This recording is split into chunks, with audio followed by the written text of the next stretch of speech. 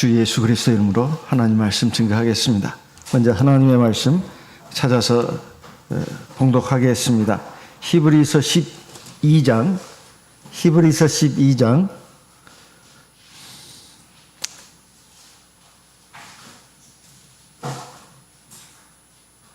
1절 제가 읽고 2절 같이 읽겠습니다. 히브리서 12장 1절 제가 읽고 2절은 같이 읽겠습니다.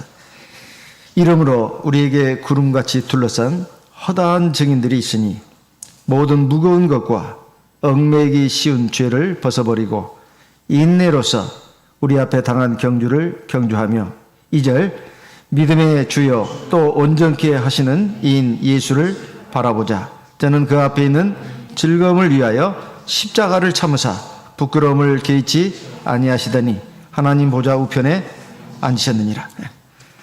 옛날 한때 로마가 세계를 지배할 때가 있었습니다. 지금은 이탈리아라는 나라로 이름이 바뀌었고 로마는 거기에 수도로 되어 있습니다. 그 전 유럽을 거의 통치하다시피 했습니다. 그래가지고 한동안 평화 시대가 이루어졌었는데 그 많은 나라 민족들을 다스리면서 이것을 하나로 통합할 필요를 느꼈습니다. 그게 뭘까? 유정자들은 확실히 머리가 좋습니다. 그래가지고 생각해낸 것이 바로 운동경기입니다. 운동경기.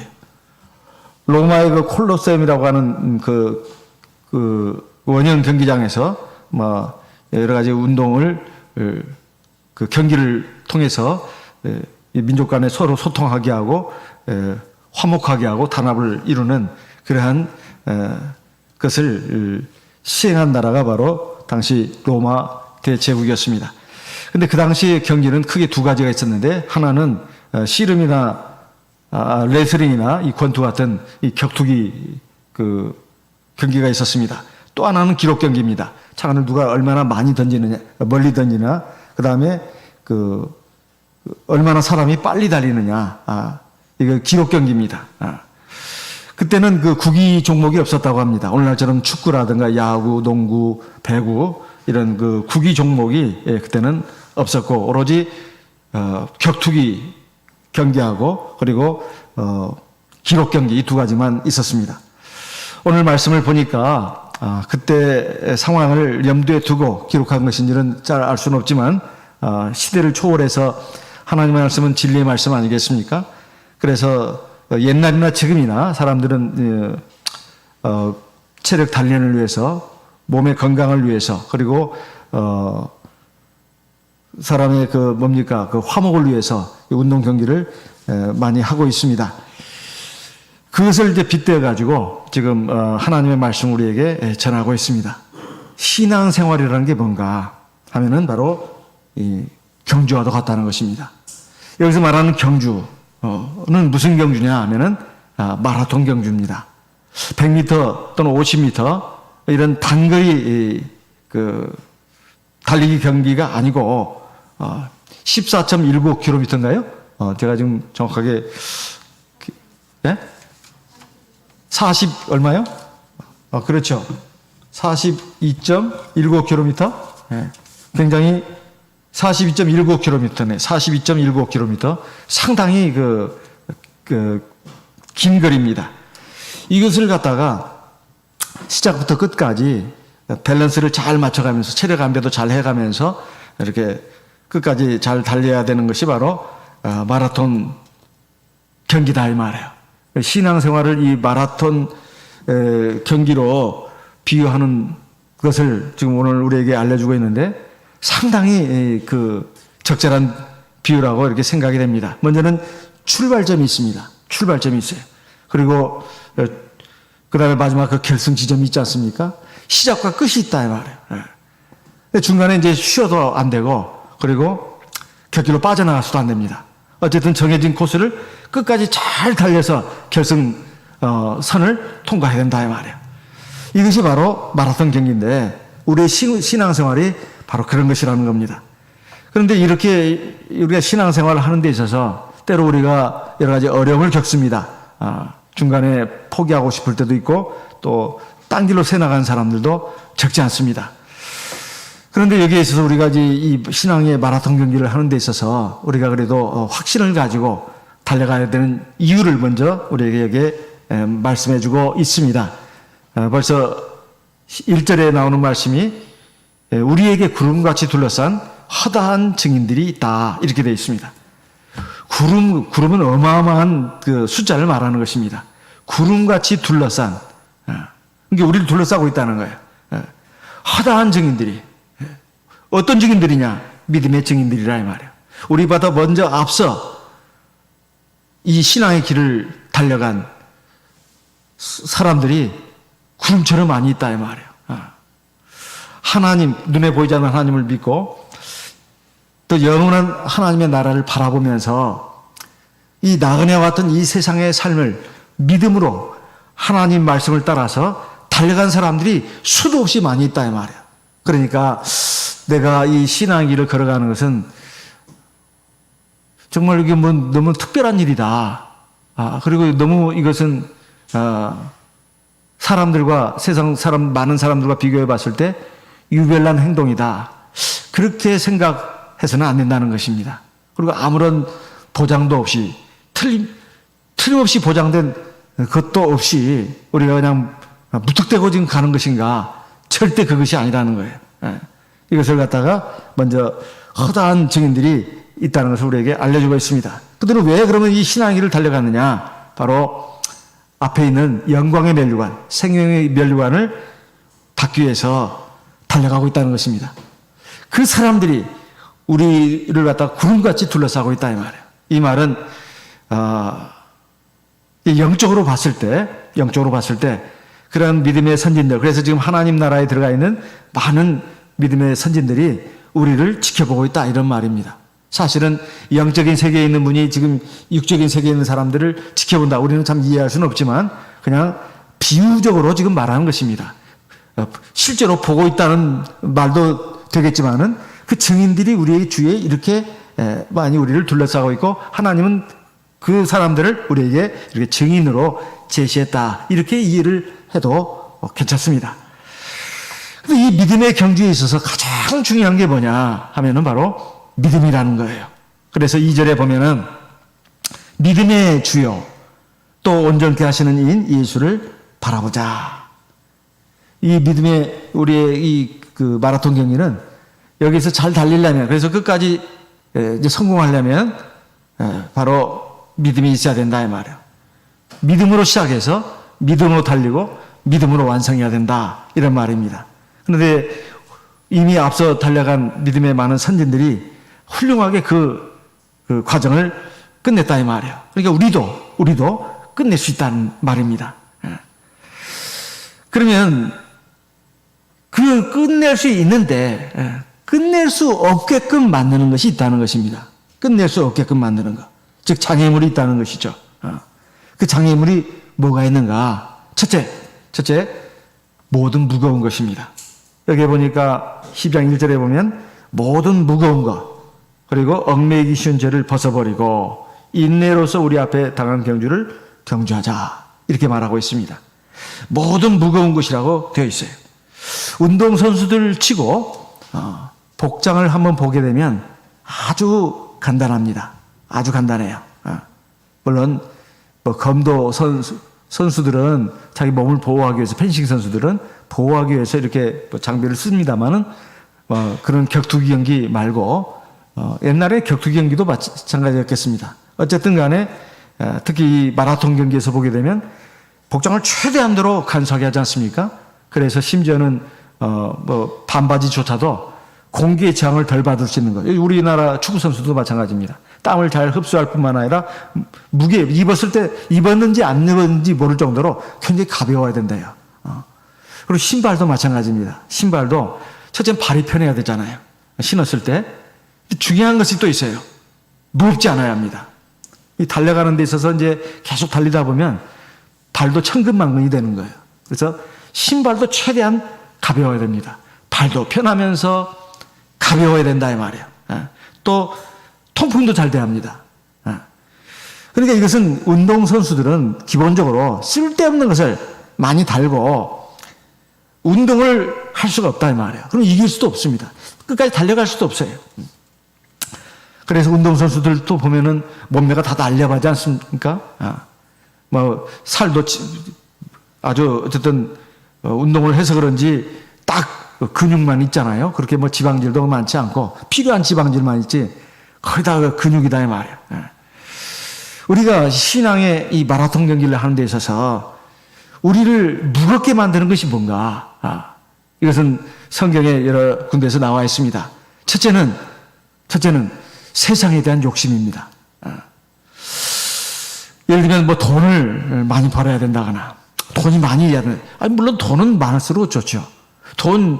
돈이 진짜 좀 궁핍해보고 이러면 얼마나 불편한 것인가.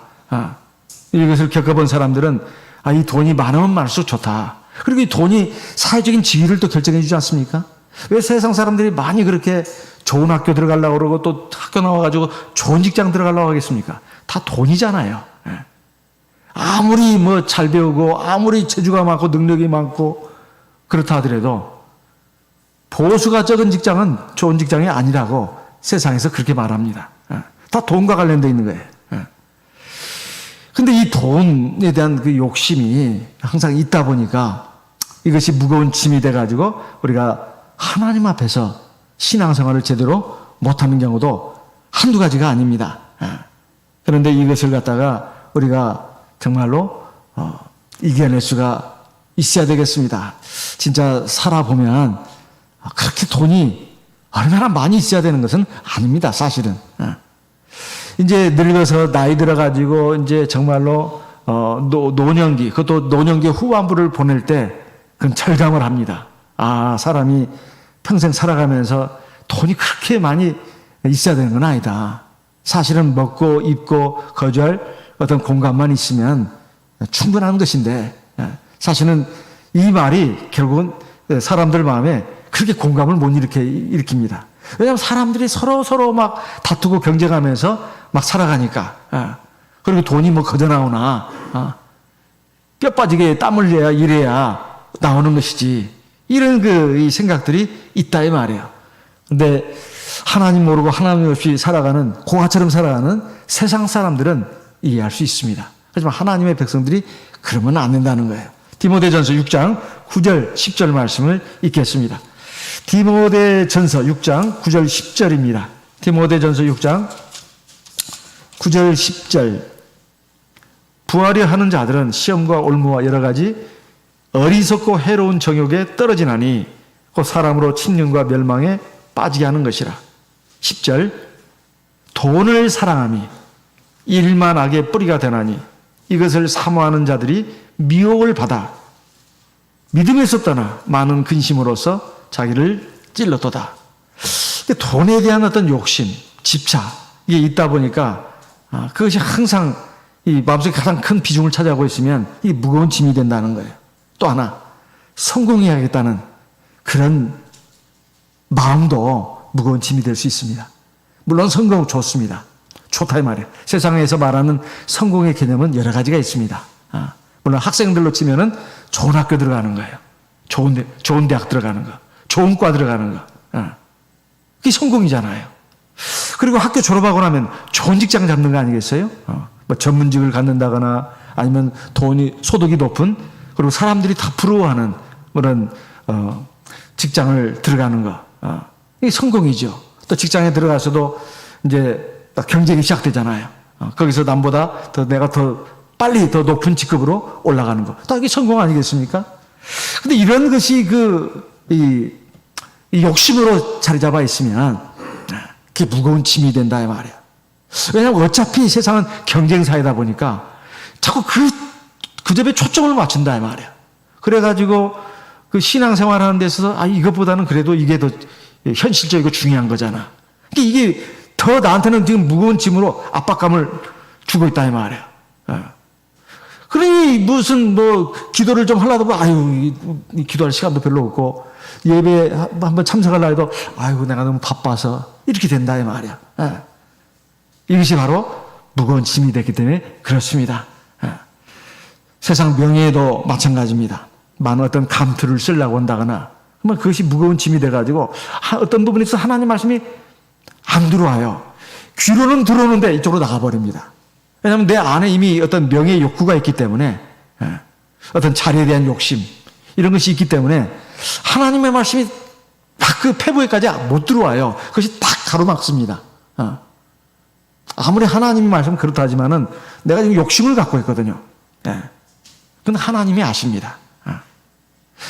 물론 본인은 그게 욕심이 아니라고 생각할 거예요. 본능이라고 생각하지. 다 자연스러운 거지.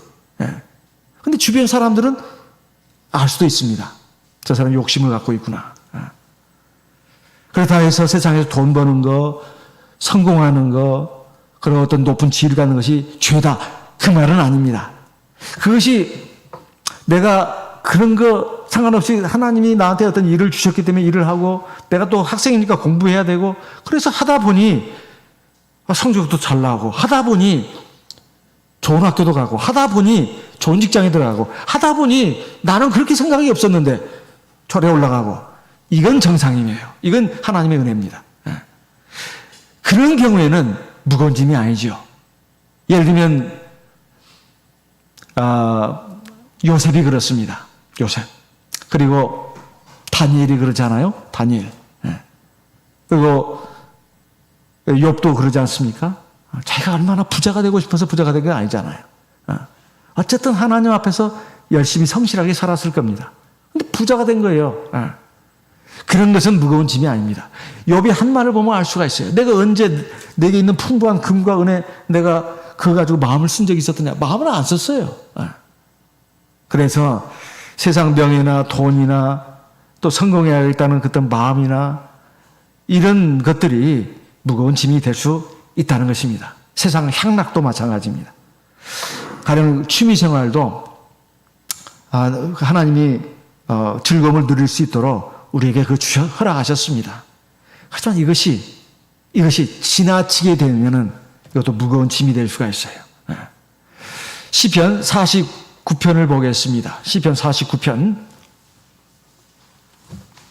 시편 49편 6절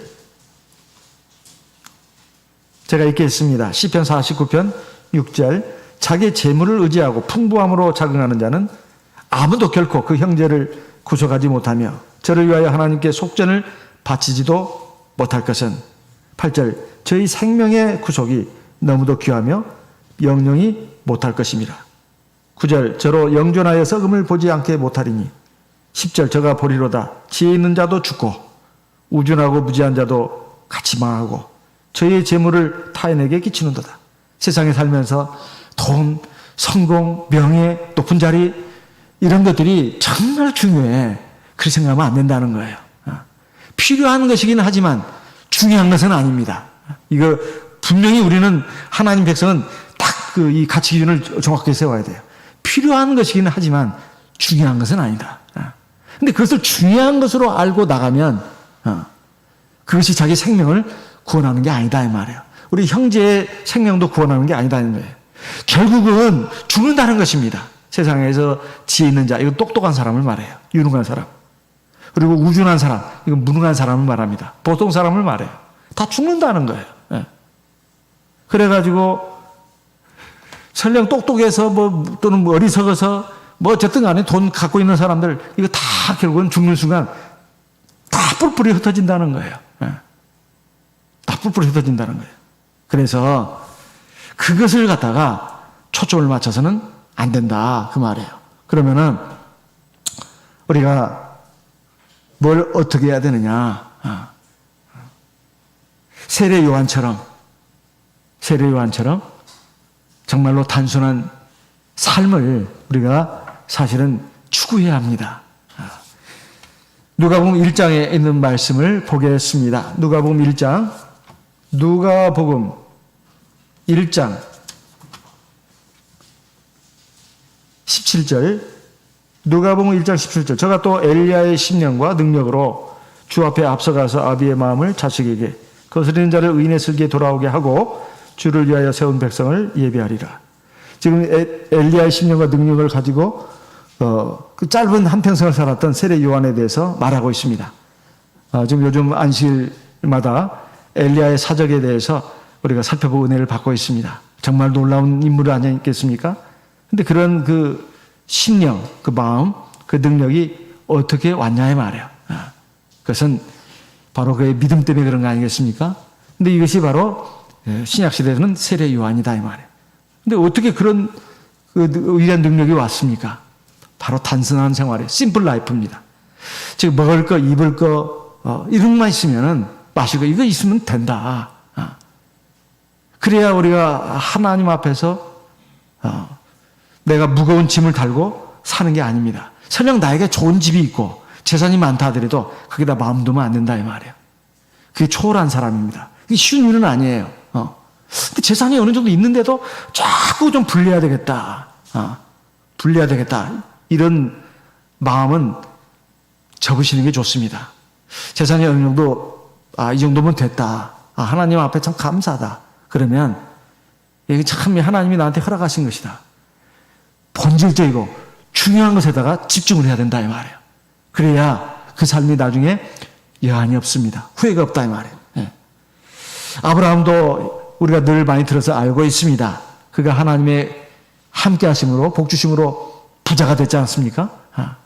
그런데 천막집에 살았잖아요.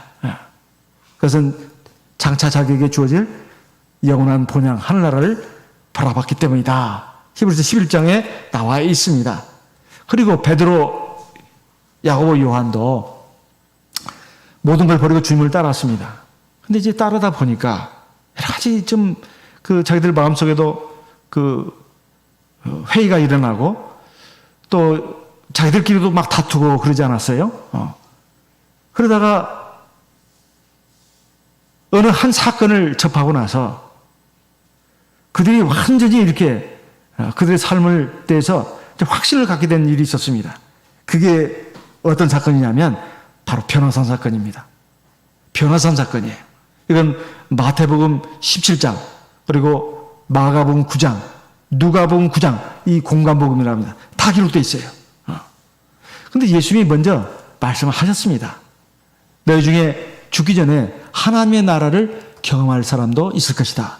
마태복음 16장 맨 마지막 절에 가면 너희 중에 인자가 왕권을 가지고 올 자도 있을 것이다. 그게 그렇게 되어 있습니다. 마태복음 16장 맨 마지막 절에는. 그렇지만은 누가복음에 가서는 그 말씀을 그렇게 기록을 해놨습니다. 누가복음 9장 27절 말씀을 보겠습니다. 누가복음 9장 27절 같이 읽어보겠습니다. 누가복음 9장 27절입니다. 누가복음 9장 27절 같이 읽겠습니다. 내가 참으로 너희에게 이르노니 여기 섰는 사람 중에 죽기 전에 하나님의 나라를 볼 자들도 있느니라. 그 다음 28절도 읽겠습니다. 이 말씀을 하신 후 8일쯤 되어 예수께서 베드로와 요한과 야고보를 데리고 기도하시러 산에 올라가사 이 말씀을 하시고 그랬습니다. 그러니까 죽기 전에 인자가 왕권을 가지고 오는 자도 있을 거예요. 권능으로 하나님의 나라가 임하는 것을 볼 자들도 있을 것이니라. 또 이 공간복음에 그렇게도 기록하고 있습니다. 같은 말씀이에요. 사실 우리가 하나님이 정말 계셔. 천국이 진짜 틀림없이 있어. 이걸 확실히 우리가 확실히 안다면 우리가 이렇게 살 수가 없다. 이렇게 생각될 때가 있습니다. 이 말씀을 하신 후에 8일쯤 돼가지고 우리가 잘 아는 그 변화산 사건이 일어난 거 아니겠습니까? 그래서 29절에 보면 기도하실 때 예수님의 용모가 변화했습니다. 이것은 원래 예수님의 정체를 드러낸 거예요. 영광이 하나님이죠. 그뿐이겠어요? 보니까 또 모세와 엘리야가 나타나지 않았습니까? 이것도 놀라운 일입니다. 이미 몇백 년 전, 또 1000년 전 이상의 두 사람이 다 나타났다고 말해요. 이 현실의 삶이 전부가 아니구나. 내세가 틀림없이 있구나. 이거 누구나 부인할 수 없는 그런 엄청난 일입니다. 그래서 이 광경을 보고 베드로가 이제 졸다가 깨가지고 다 졸았지만은 깨가지고 한 말이 있습니다. 33절 같이 읽어보겠습니다. 두 사람이 떠날 때 베드로가 예수께 여짜오되 주여 우리가 여기 있는 것이 좋사오니 우리가 초막 셋을 짓되 하나는 주를 위하여 하나는 모세를 위하여 하나는 엘리야를 위하여 하사이다 하되 자기 하는 말을 자기도 알지 못하라. 자기 하는 말을 자기가 알지 못한다. 이게 무슨 말이에요? 엉겁결에 한 말이에요. 정신없이 한 말이에요. 우리가 알아야 할 게 있습니다. 사람이 무의식 중에 정신없이 하는 말 중에 진실이 많이 있어요. 누가 머릿속에서 잘 재가지고 생각해서 하는 말은 좀 꾸밈이 있습니다. 근데 정신없이 하는 말은 속에 있는 그 진심이 그대로 드러나는 경우가 많아요. 지금 베드로가 한 말이 그것입니다. 지금 이 사람들은 세상에 자기 가정도 있습니다. 먹고 살 일이 얼마나 참 복잡하다는 일입니까? 집도 사야 되고 자식 새끼들 어떻게 키워야 되고 그리고 내 앞으로 내 운명은 어떻게 될 것인가? 제일 중요한 것이 그 경제적인 문제 아니에요? 또 건강 문제 아닙니까? 이런 걸로 해가지고 지금 걱정 의심이 참 많은데 지금 우리가 예수님 따른다고 해가지고 있지만은 지금 현실의 문제는 그대로 있다 이 말이에요. 근데 이 사람들 보세요. 아무 걱정 의심이 지금 없는 상태가 돼버렸습니다. 자기들을 위해서 뭔 집을 짓겠다는 게 아무것도 없어요. 이 바보들 아닙니까? 바보들이 아니에요. 진짜 하나님의 나라가 있구나. 이것을 똑똑히 본 거예요. 이게 하나님의 나라가 아니고 뭐겠습니까? 하나님이 계시잖아요. 그리고 영원한 생명이 있잖아요. 영원한 생명이 어디에 있어요? 모세와 엘리야. 이게 영원한 생명이 있다는 걸 보여준 거 아닙니까? 영적인 영원한 하나님 나라가 있다는 걸 딱 보여준 거 아니에요? 그러니까 세상 걱정 의심이 쫙 사라진 거예요. 이것을 갖다가 베드로가 이제 나중에 하나님의 일을 오랫동안 하다가 이제 순교를 얼마 남겨놓지 않고 이제 나이가 많이 들었습니다. 당시 초대교회 이제 말기쯤 아마 되었을 것으로 추정합니다. 성도들을 향해서 남긴 말이 있어요. 베드로후서 1장을 보겠습니다. 베드로후서 1장 13절. 베드로후서 1장 13절입니다. 베드로후서 1장 13절. 내가 이 장막에 있을 동안에 너희를 일깨워 생각하게 함이 옳은 줄로 여기노니. 내가 이 장막에 있을 동안에, 이건 육체에 있을 동안에 그 말입니다. 육체를 갖다 장막으로 비유한 거예요. 14절. 이는 우리 주 예수 그리스도께서 내게 지시하신 것 같이 나도 이 장막을 벗어날 것이 임박한 줄 알미라. 내가 이 세상을 뜰 때가 가까이 왔다는 걸 내가 지금 안다. 그 말이에요. 그러면서 중요한 말을 합니다. 15절. 내가 힘써 너희로 하여금 나의 떠난 후에라도 필요할 때는 이런 것을 생각나게 하려 하노라. 내가 지금 이제 살 날이 지금 얼마 안 남았다. 그래서 내가 떠나기 전에 너희들한테 꼭 해줘야 될 말이 있다. 그래서 내가 떠난 후에라도 내가 한 이 마지막 말이 너희들 마음속에 꼭 좀 떠올랐으면 좋겠다 하는 얘기가 있다는 거예요. 뭐겠습니까? 바로 변화산 사건이에요. 16절. 우리 주 예수 그리스도의 능력과 강림하심을 너희로 알게 한 것이 공교에 만든 이야기를 좇은 것이 아니요. 그 꾸며낸 얘기 아니야. 마태가, 마가가, 누가가 그 기록했잖아. 그리고 우리들 나머지 사도들도 지금까지 너희들하고 함께 있으면서 계속 그 말을 주기적으로 했잖아. 그거 꾸며낸 얘기 아니다. 거짓말 아니야. 진짜야. 그겁니다, 지금. 그러면서 뭐라고 했습니까? 우리는 그의 크신 위엄을 친히 본 자라. 우리가 예수님이 바로 참 하나님인 것을 우리는 우리 눈으로 똑똑히 봤어. 이것입니다. 17절. 지극히 큰 영광 중에서 이러한 소리가 그에게 나기를 이는 내 사랑하는 아들이요 내 기뻐하는 자라 하실 때 제가 하나님 아버지께 존귀와 영광을 받으셨느니라. 18절. 이 소리는 우리가 저와 함께 거룩한 산에 있을 때 하늘로서 나옴을 들은 것이라. 아까 누가복음 18장 일부만 읽다가 다 뒤를 안 읽었습니다. 실제로 하늘에서 음성이 들렸잖아요. 저는 내 사랑하는 아들이니 너희는 저의 말을 들어라. 이 하늘에서 울려오는 이 하나님의 음성을 우리는 직접 들었어. 그래서 지금 고민하고 있는 것입니다. 19절에 보면 또 우리에게 더 확실한 예언이 있어. 이것은 이제 하나님의 기록된 말씀을 말하는 거예요. 그러면서 이 하나님의 모든 말씀은 사람이 함부로 자기 뜻, 자기 생각을 풀어 쓴 것이 아니다. 21절에 오직 성령의 감동하심을 입은 사람들이 하나님께 받아서 너에게 전한 것이다. 그러니 요지가 뭐겠습니까? 하나님의 나라가 있다. 하늘나라가 있다. 그러니 세상의 죄악에 허망한 것에 붙들려가지고 아웅다웅 살지 마라. 그 말입니다. 그것이 무거운 짐이 돼가지고 너희들 그렇게 살다가는 안 된다. 그 말이에요. 사실 잘 달리기 위해서는 방해되는 것은 무엇이든지 다 없애야 합니다. 사실 하나님께서 부르신 그 결승점이 가까이 있어요.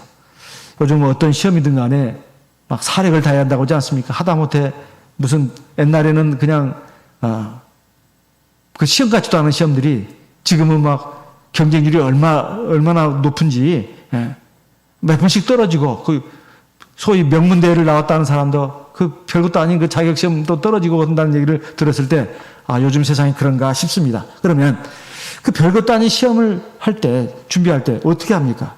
첫째, 생활을 단순화해야 합니다.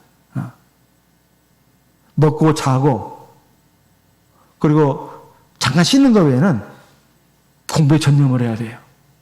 다른 것에 정신 팔고 친구 만나러 다니고 어디 놀러 다니고 그러면 시험에 합격할 수가 없습니다. 우리 신앙의 길도 마찬가지다 이 말이에요. 가장 중요한 것, 본질적인 것을 항상 앞에다 두고 그것을 향해서 나가야 된다 이 말이에요. 가령 아까 시편 49편에 나온 말씀인 것처럼 우리는 뻔히 지금 다 알고 있습니다. 사람은 결국 죽는다는 거. 우리 할아버지 할머니, 우리 아버지 어머니 세대가 죽는 것을 우리는 봤습니다. 그리고 우리 주변에 나보다 연세가 좀 많거나 아니면 비슷한 사람들도 이미 죽었다 이 말이에요. 육체의 죽음은 필연적인 것입니다. 근데 이게 자꾸 사람들이 그 말하면 고개를 흔들어요. 그건 남의 문제라고. 그리고 기분 나빠합니다. 기분 나빠할 문제가 아니다 이 말이에요. 이건 엄연한 사실이다 이 말이에요. 그러면 어차피 끝이 다 보이는데 끝이 끝이 아니고 영원한 시작이다 이 말이에요. 그럼 정말 지혜로운 사람 같으면 그 영원한 시작이 되는 그 삶을 내다보면서 이 한시적인 삶을 살아야 되지 않겠습니까? 이것이 참 지혜가 아니겠냐 이 말이에요. 그래서 요한일서 2장 15절로 16절 17절 우리가 잘 아는 말씀이 있잖아요. 이 세상이나 세상에 있는 것들을 사랑치 말라. 누구든지 세상을 사랑하면 아버지의 사랑이 그 속에 있지 아니하니. 이는 세상에 있는 모든 것이 육신의 정욕과 안목의 정욕과 이생의 자랑이니 다 아버지께로 쫓아온 것이 아니요 세상으로 쫓아온 것이라. 이 세상도 그 정욕도 지나가되 오직 하나님의 뜻을 행하는 이는 영원히 거하느니라. 이 말씀 우리가 많이 들어서 잘 알고 있습니다. 근데 이 말씀은 우리가 지식적으로는 알고 있지만 사실 가슴으로 이것을 받아들여 가지고 이것이 내 삶에 있어서 어떤 방향을 결정하는데 결정적인 역할을 하지 못할 때가 비일비재해요. 이거 살아가면서 이 말씀이 항상 내 안에 있어야 합니다. 내가 정말 세상을 사랑하면 안 된다. 육신의 정욕, 안목의 정욕, 또 금생의 자랑. 이거 다 결국은 지나가는 것인데 진짜 지나가잖아요. 그래서 그럼 어떻게 살아야 되느냐? 딱 요약하면 그겁니다. 하나님 사랑하고 사람 사랑하는 거예요.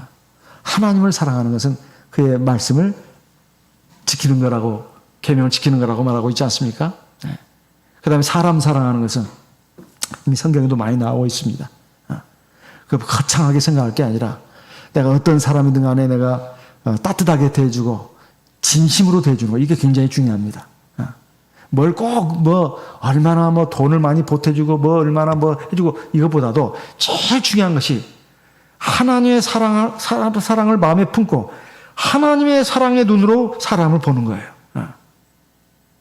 그래서 부모가 나를 어떻게 사랑하면서 키웠는가, 이거 하나님의 사랑입니다.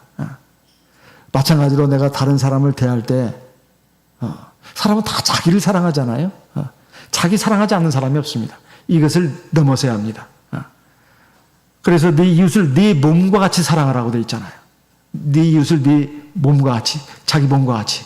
그게 첫째는 진심이어야 됩니다. 내가 나를 사랑하는 것처럼 그 사람도 내가 사랑을 한다고 할 때 일단은 마음이에요. 마음. 마음이 그 사람에 대해서 막 미워하는 마음 혹은 뭐 막 비판하는 마음 이것이 아니라 기본적으로 그 사람을 내가 좋아하는 마음을 가져야 합니다. 좋아하는 마음. 쉽게 말하면 그거예요. 좋아하는 마음을 가지고 진심으로 대해주는 거예요. 뭘 꼽을 치지 말고. 그리고 그것이 이제 첫째는 얼굴로 나타납니다. 얼굴로. 그리고 말로도 나타나요. 이것은 다 느낄 수가 있는 것입니다. 우리 가족도 마찬가지입니다. 가족도. 그리고 우리 교회 형제 자매들도. 그리고 내가 만나는 이웃들도 항상 진심으로 하나님의 마음을 가지고 대해주는 겁니다. 그러면 내가 뭐 그 사람에게 따뜻한 미소의 인사도 보낼 수 있고 손이라도 한번 잡아줄 수 있고 그리고 위로와 격려의 말을 해줄 수도 있고 또 뭐가 잘못됐으면 정말로 내 친 가족처럼 이렇게 말도 해줄 수가 있고 그리고 내가 물질적으로 좀 뭔가 좀 도와주고 싶으면 도와줄 수도 있고 이런 것들이 다 이 사랑 아니겠습니까? 이런 것이 있어야 된다 이 말이에요. 그리고 어쨌든 그 사람이 제일 중요한 것은 하나님 앞에 구원을 받을 수 있도록 그리고 하나님의 은혜와 진리 안에 바로 설 수 있도록 이건 최고의 사랑이죠. 그래 이렇게 해야 그 삶이 남는 인생이에요. 나중에 자기만 알고 육신적으로 막 세상 사람처럼 동물처럼 막 먹고 자고 배설하고 향나고 즐기고 이런 삶을 살다가 나중에 맹탕이에요. 맹탕. 세상에서 아무리 성공하고 돈 많이 벌었어도 아무도 기억해 주지 않습니다. 사람들도 기억해 주지 않아요. 하나님은 말할 것도 없습니다. 다니엘 12장 1절 말씀을 보겠습니다. 다니엘 12장 1절 다니엘 12장 2절 3절 말씀 읽겠습니다. 다니엘 12장 2절 땅의 티끌 가운데서 자는 자 중에 많이 깨어 영생을 얻는 자도 있겠고 수욕을 받아서 영원히 무궁히 부끄러움을 입을 자도 있을 것이라. 3절 같이 읽겠습니다. 지혜 있는 자는 궁창의 빛과 같이 빛날 것이요 많은 사람을 옳은 대로 돌아오게 한 자는 별과 같이 영원토록 비치리라. 우리가 영원토록 빛나는 그 스타가 되려면 어떻게 살아야 할 것인가? 하나님을 사랑하고 사람을 사랑하는 길로 간다. 내가 세상에서 얼마나 많이 성공하고 얼마나 많이 돈을 많이 벌고 얼마나 많이 내가 세상 명예를 갖고 누리고 그리고 얼마나 많은 세상 향락을 누리고 거기다 초점을 맞추지 말고 그건 무거운 짐입니다. 내가 하나님을 사랑하고 사람을 사랑하는 길로 달려가게 해주십시오. 그러면 하나님이 굉장히 기뻐하십니다. 솔로몬이 하나님이 너 나한테 한번 구해봐라. 내가 너한테 뭐 줄까? 솔로몬이 많은 돈 주십시오. 강력한 군대를 주십시오. 그리고 부귀영화를 주십시오. 그걸 구하지 않았습니다. 그러니까 지혜를 구했어요. 하나님 다 마음에 들었어요. 그래가지고 구하지 않은 것도 다 주신다고 하지 않았습니까? 우리가 그렇습니다. 중요한 거 본질적인 것을 구하다 보면 하나님이 기뻐하시고 그런 것들도 겸해서 주신다 이 말이에요. 그래서 결국 우리가 세상 사람처럼 허망한 것에 욕심을 가지고 그렇게 나가는 것은 실패한 인생이 되고 말 가능성이 많습니다. 정말로 한 번밖에 살 수 없는 내 생애이기 때문에 내가 이 신앙일을 잘 달리는 여기에다가 우리가 집중을 해야 되겠다 이런 말씀입니다. 그리고 두 번째는 얽매이기 쉬운 죄를 떨쳐버려야 된다. 히브리서 12장 1절의 말씀에 나와 있습니다. 옛날 로마 시대에 죄수들은 발목을 갖다가 쇠로 감았습니다. 그리고 무거운 쇠의 뭉치를 이렇게 매달았다고 그래요. 도망가지 못하도록. 그리고 그 죄수들이 이동할 때는 이제 감옥 바깥으로 나가서 이동할 때는 그 걸음걸이가 보폭도 반 걸음 정도 가도록 그 두 다리 사이에도 이게 쇠사슬로 연결을 했답니다. 예. 그리고 손도 묶었다는 거예요. 목에다가는 큰 칼을 씌웠다고 하는 것입니다. 죄수가 그것 때문에 얽매여가지고 자유롭게 행동할 수가 없었다는 거예요. 죄가 그와 같다는 것입니다. 죄가. 하나님 앞에 죄를 짓게 되면 특히 양심이 가책을 받습니다. 떳떳하지가 못해요. 그것이 올무가 됩니다. 이것을 갖다가 끊어내버려야 된다 이 말이에요. 하나님 앞에 바르지 못한 것, 이런 것들을 그것이 죄라는 것을 우리가 인식하고 이거 끊어낼 수가 있어야 되겠어요. 제가 어느 교회에 심호할 때 제가 신방을 갔더니 그 사업을 하신 분이었습니다. 근데 그 집사님의 부인 되시는 우리 자매님이 이제 예배를 드리고 나니까 자기 고충을 얘기하는 거예요. 목사님, 제가 밤에 잠이 안 와가지고 잠을 좀 잘 자기 위해서 꼭 소주 한 잔씩은 먹고 잡니다. 그러는 거예요. 그러면 잠이 잘 듭니까? 그러니까 잠이 든다는 거예요. 술 기운에. 그래서 제가 그랬습니다. 그거 끊어야 합니다. 지금은 그 상당히 술이 이게 많이 이렇게 그 술을 안 마시면 잠을 못 잔다는 거예요. 그래서 제가 끊어야 된다고 했어요. 그걸 어떻게 끊느냐? 기도 많이 하십시오. 끊을 수 있습니다. 그리고 또 어떤 교회에 제가 심호할 때 어떤 집사님의 남편 되시는 분은 이 도박에 그냥 물이 들어 있었어요. 집안 재산을 많이 탕진을 했습니다. 근데 우리 여자 집사님이 너무 고통이 심했어요. 너무 고통이 심했습니다. 한 번은 하나님이 그분을 경고해 주려고 했는가? 어찌 차도 막 세게 몰던지 제가 그 차를 한번 타면은 저도 참 운전을 조금 이렇게 저 혼자 있을 때는 좀 빠르게 하는데 아니 누가 탔으면 절대 그렇게 운전 안 합니다. 아이고 제가 막 심장이 막 뛸 정도예요. 근데 그 도시가 유명한 도시들만요. 난폭 운전하기로. 택시를 타도 그 정도인데 이분은 막 택시 운전기사 그 이상이에요. 좁은 골목길을 그냥 막 진짜 뭐 고속도로 달리듯이 이렇게 달리는데 이러다가 사람이 튀어나오면 어떡하나. 아이고 옆에 벽에 붙이면 어떡하나 하는데 아니라 다를까 그분이 사고를 일으켜가지고 진짜 나중에 보니까 기부스를 하고 교회를 나오셨더라고요. 근데 이 문제는 그것이 아니라 도박이에요. 도박.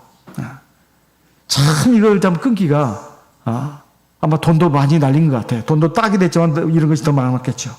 이게 정말로 이것도 참 무서운 것입니다. 대체 이것을 어떻게 끊어낼 수가 있겠냐 이 말이에요. 대체 무슨 수로? 죄를 짓는 자마다 다 죄의 종이라고 되어 있습니다. 근데 뭘로 끊어내냐 이 말이에요. 하나님의 말씀입니다. 요한복음 8장 31절 보겠습니다. 요한복음 8장 31절. 요한복음 8장 31절. 요한복음 8장 31절. 그러므로 예수께서 자기를 믿은 유대인들에게 이르시되 너희가 내 말에 가면 참 내 제자가 되고 32절 진리를 알지니 진리가 너희를 자유케 하리라. 34절 예수께서 대답하시되 진실로 진실로 너희에게 이르노니 죄를 범하는 자마다 죄의 종이라. 종은 영원히 집에 거하지 못하되 아들은 영원히 거하리니. 35절 그러므로 아들이 너희를 자유케 하면 너희가 참으로 자유하리라. 그 아들은 예수를 가리키는 것입니다. 바로 진리예요. 진리. 32절 진리를 알지니 진리가 너희를 자유케 하리라. 사실 사람을 바꾸는 것은 사람의 힘으로 안 됩니다. 하나님의 말씀이 가능해요. 하나님의 말씀을 자꾸 먹고 하다 보면 자꾸 이렇게 마음이 바뀌게 돼 있어요. 바로 하나님의 말씀이 진리이기 때문에 그렇습니다. 하나님 말씀에는 사람을 바꿀 수가 없어요. 또 하나 그 진리의 말씀과 함께 또 하나가 있습니다. 바로 성령이에요. 고린도후서 3장 17절 말씀을 보겠습니다. 고린도후서 3장 17절 같이 읽겠습니다. 고린도후서 3장 17절 같이 읽겠습니다. 고린도후서 3장 7절입니다. 고린도후서 3장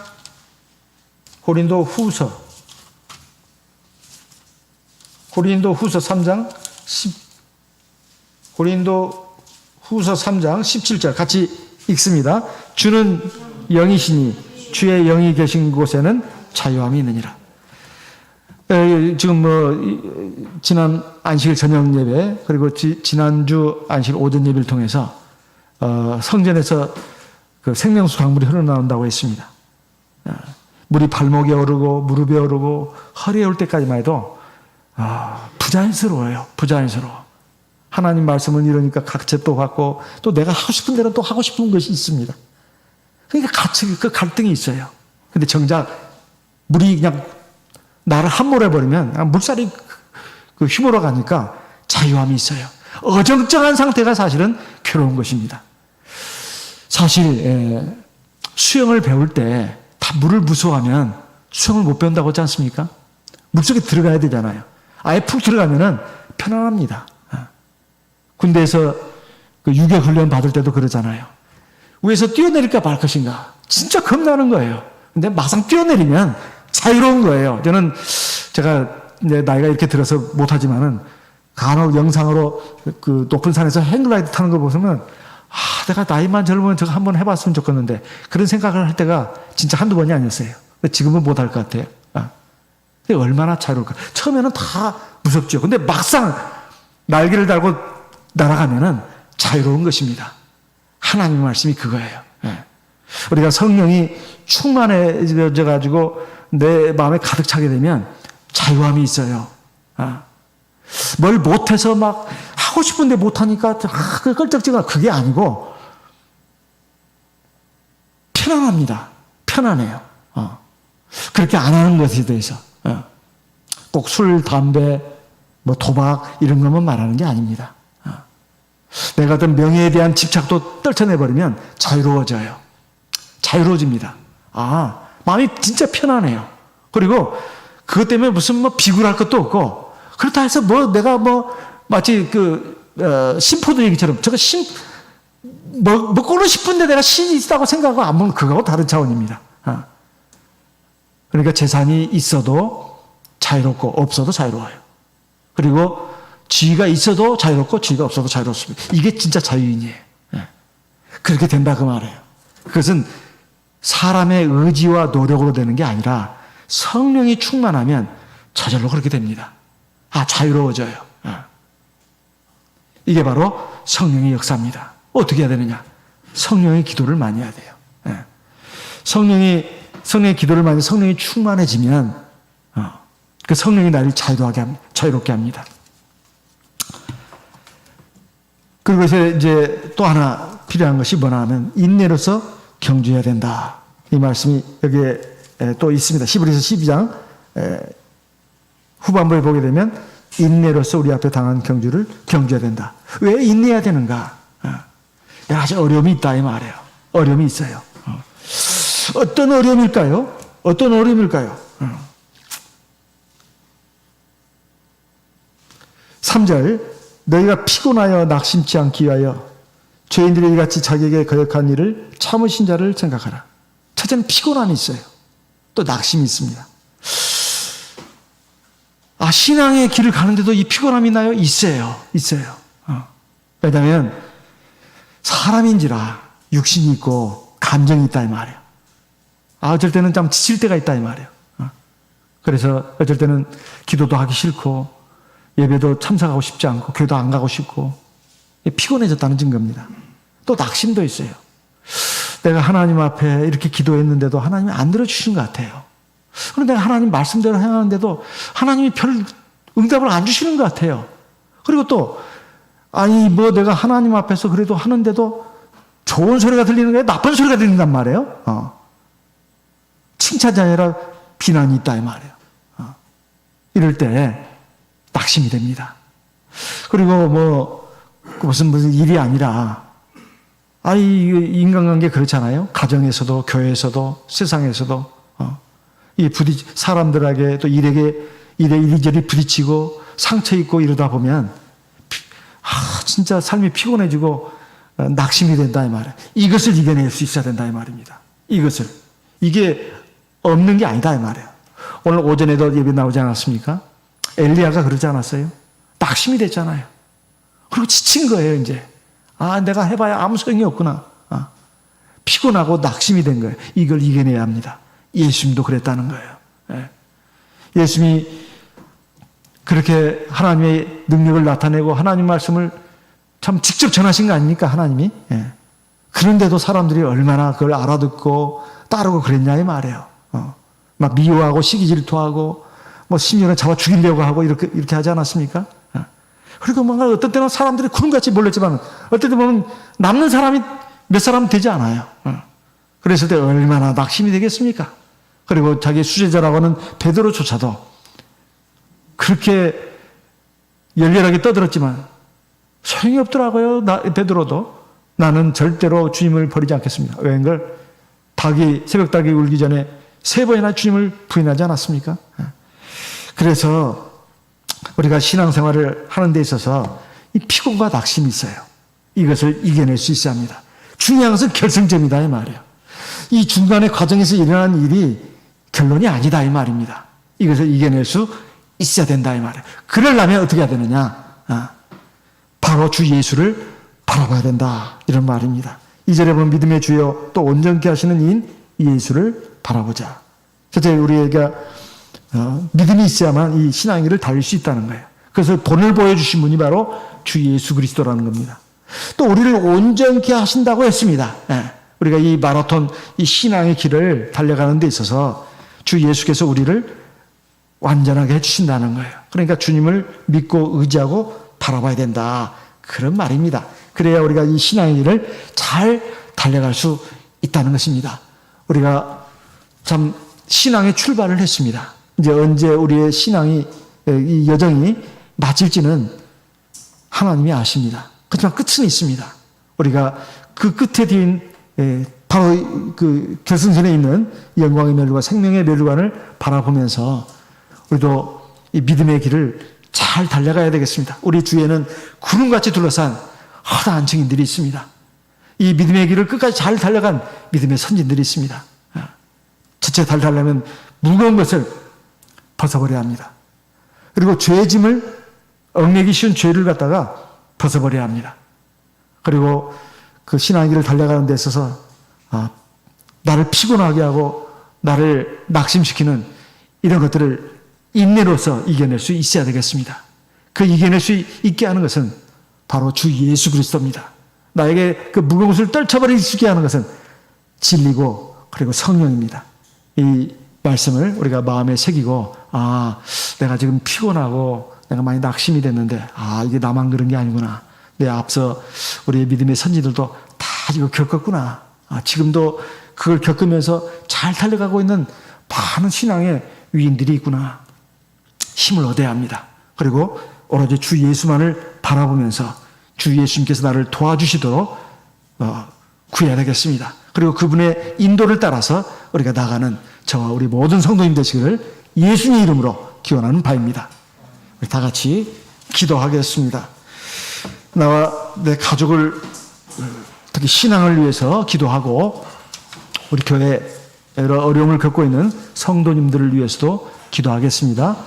김판식 형제님을 추석 전에도 한번 뵙고 이번에도 또 한번 배웠는데요. 아주 그분의 말씀에 의하면 병원 의사가 깜짝 놀랄 정도로 많이 호전되셨다고 합니다. 그래서 우리 성도님들이 이렇게 많이 기도해 주신 것에 대해서 감사하다는 말을 이렇게 전해줬습니다. 우리 김판식 형제님을 위해서도 계속해서 기도하겠습니다. 그 외에 또 주보에도 여러 우리 성도님들을 위해서도 같이 기도하도록 하겠습니다. 그리고 얼마 남지 않은 우리 본교회 사경 집회를 위해서도 기도하도록 하겠습니다. 다 같이 성령으로 기도하겠습니다.